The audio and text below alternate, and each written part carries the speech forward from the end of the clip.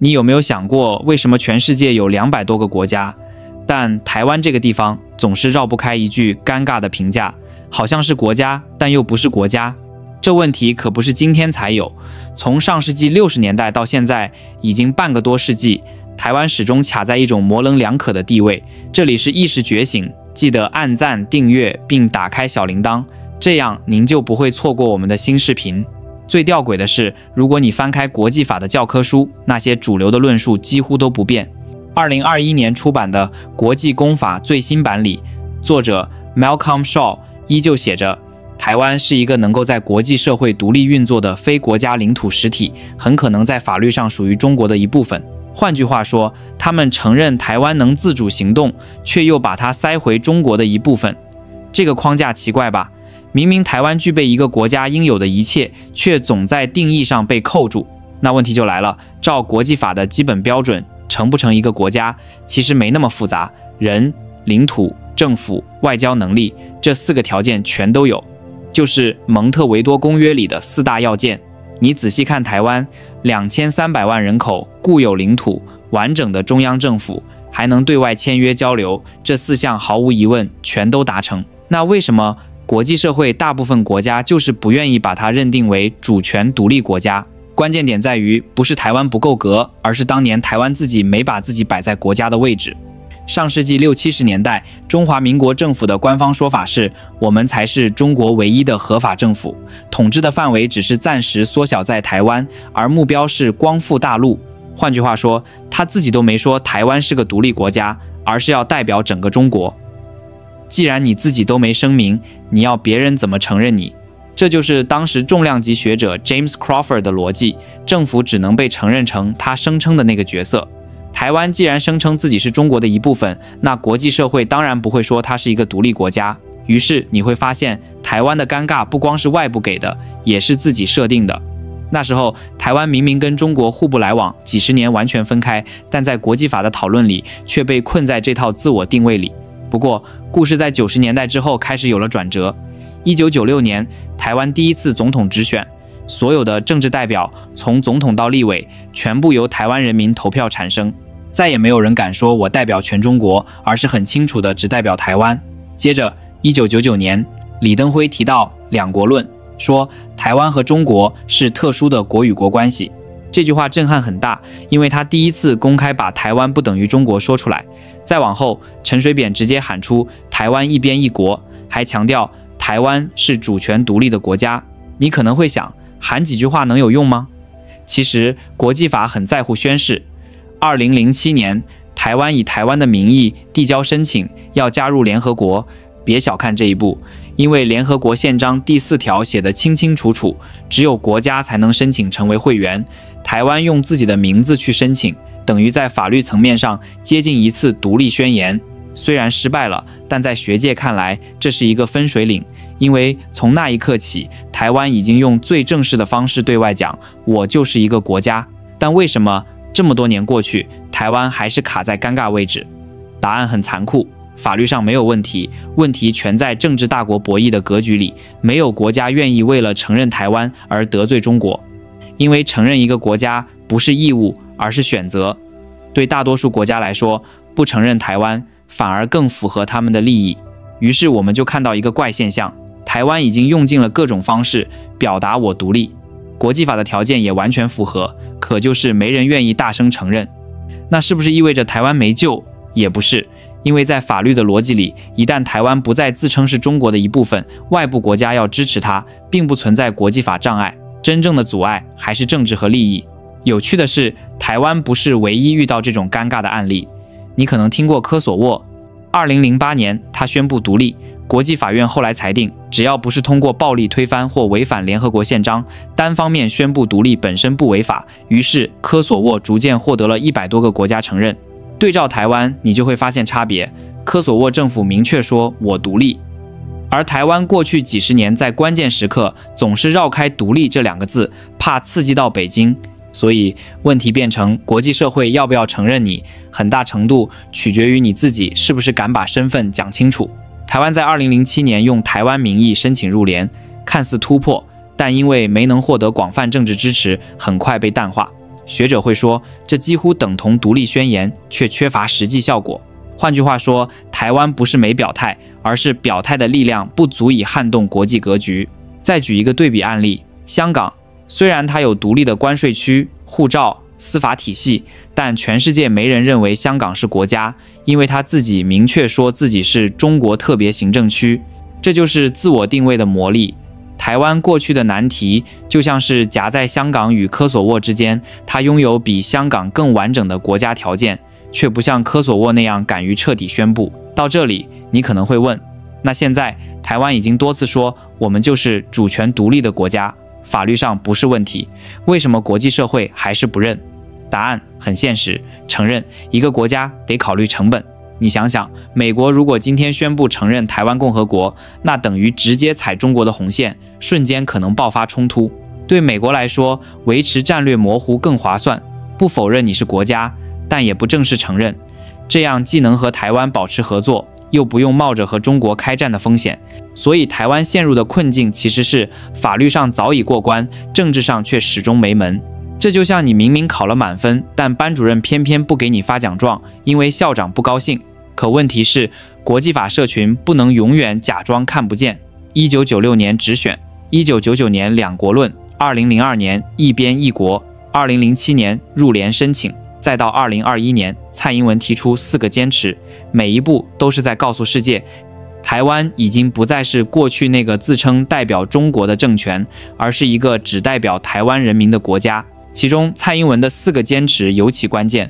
他说，中华民国和中华人民共和国互不隶属，台湾的前途只能由台湾人民决定。台湾是一个主权独立国家，这等于把台湾的现状定调，我们不是在等独立，而是已经独立，只是国际社会愿不愿意承认，那是另外一回事。这就引出一个更深的问题，如果台湾法律地位没问题，为什么实际效果总是差一截？答案藏在一个词里，利益。对大多数国家来说，不承认台湾比承认台湾更有利，他们没义务冒风险替台湾说话。所以学者常说，台湾的问题不在法律，而在政治。那政治上的死结有没有可能被解开？想象一个场景，如果有一天中国真的动手，美国、日本、澳洲这些国家能不能出兵帮忙？法律上没问题，因为台湾已经不是中国内政，而是2个不同国家的关系，国际法允许他们协助台湾自卫。可问题是，法律允许不代表政治上就会执行，支不支持要看当时的利益计算。所以现在台湾面对的现实是，别人承不承认不重要，自己敢不敢说出来才重要。只要台湾不再退回一中的框架，法律上它就是国家。外部国家即使嘴上不说，也没有法律障碍去支持台湾。换句话说，真正的底线是绝对不能再回到我们是中国一部分的老路。听到这里，你可能觉得，那台湾是不是应该干脆大声宣布独立？反正早就是国家了。问题没这么简单，因为只要台湾真的宣布独立，可能立刻引发战争，到时候反而让支持他的国家左右为难。他们会说，你挑衅在先，援助就更复杂。所以这就是台湾最难的局，它既要保持我是国家的现实，又不能轻易触碰独立宣言的红线。很多人会问，既然宣布独立风险这么高，那台湾要怎么巩固自己的地位？答案其实很直接，不是靠一句独立宣言，而是靠日常的累积行动，把国家地位一步步变成不容忽视的事实。第一步就是持续告诉国际社会，台湾不是中国的一部分。听起来像废话，但这句话的重要性比你想的还大。因为只要承认台湾问题是中国内政，其他国家就没有合法理由介入。一旦台湾坚持我们互不隶属，那局面就完全不同了。比如，假设台海爆发冲突，美国要出兵援助，如果台湾还说我其实是中国的一部分，那美国就会陷入法律困境，帮你等于干涉中国内政。但如果台湾立场明确，我不是中国的一部分，那美国、日本这些盟友就有法律上的正当性出手。第二步是强化民主与国际价值的绑定。蔡英文在2021年的双10演说里强调4个坚持，其中一条就是坚持自由民主的宪政体制。这不是口号，而是战略，因为自由民主是西方国家的共同价值，只要台湾把自己牢牢绑在这条价值链上，就让别人无法轻易切割。要知道，冷战结束后，美国打的每一场仗几乎都挂着民主对抗专制的旗号，台湾把自己放在民主阵营里，就等于在国际舞台找到一个天然的靠山。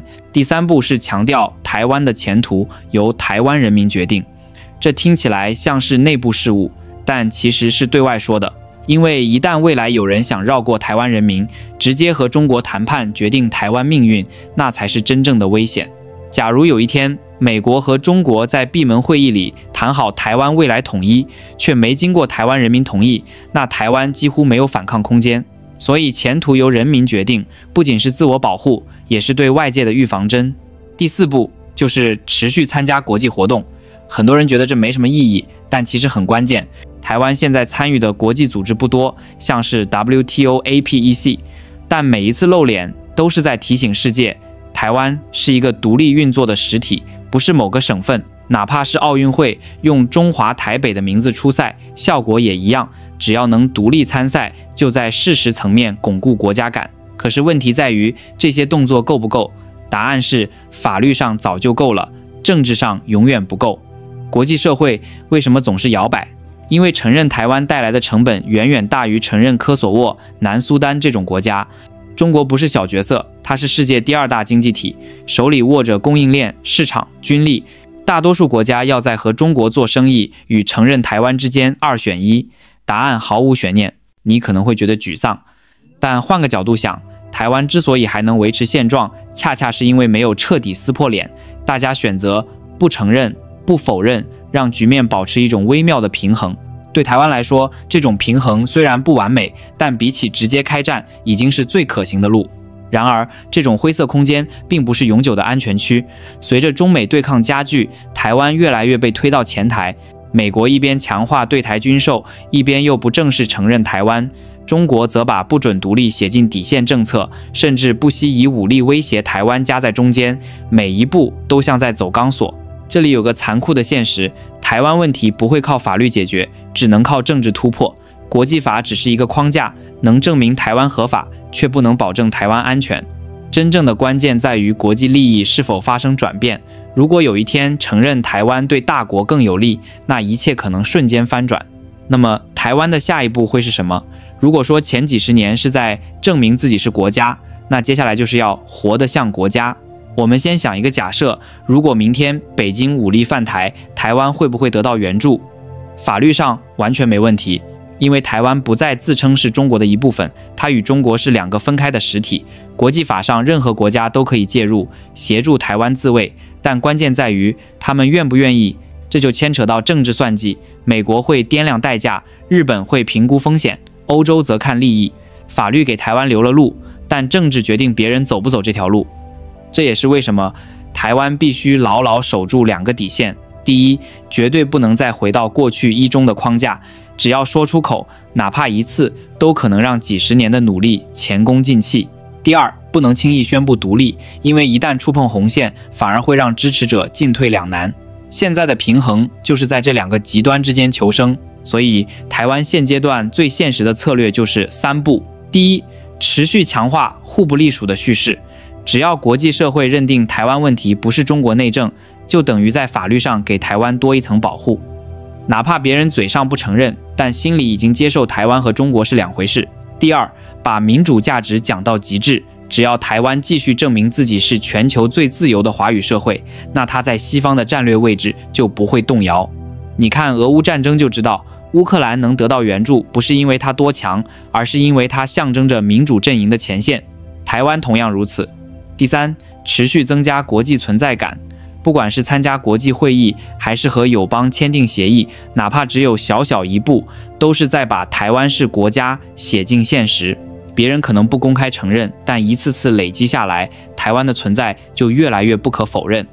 可是现实的残酷在于，就算法律与道理都在台湾这边，国际社会的选择还是看利益。大多数国家不会为了一句公理冒险得罪中国，他们的策略就是模糊，不承认你，也不否认你。对台湾来说，这既是机会，也是风险。机会在于这种模糊空间让台湾得以喘息，得以发展经济，深化民主，不至于马上被逼到角落。风险在于模糊永远不是保障，一旦国际利益重新洗牌，台湾随时可能被牺牲。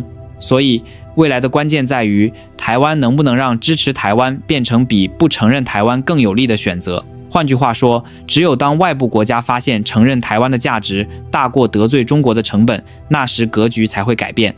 从长远看，这并不是不可能。全球供应链重组、民主与专制的对抗、印太战略的推进，都让台湾的地位越来越重要。今天的半导体，明天的战略岛链，都在提醒大国，台湾不是可以随意忽视的棋子，而是关键枢纽。所以，如果你问我台湾到底是不是一个国家，我的答案会很直接：是，绝对是。法律早已给了肯定，现实行动也早已到位，唯一缺的是政治承认。但承认不是衡量的唯一标准。就像一个人是否存在，不是靠别人喊你的名字，而是靠你自己活得清清楚楚。台湾走到今天，不需要再追求一纸独立宣言，因为那不会比2007年的入联申请更有效果。真正的考验是如何在大国夹缝里生存，如何让全世界逐渐习惯台湾就是一个主权独立的国家。哪怕没人公开说出口，但行动上已经是事实。这就是台湾当下最真实的处境。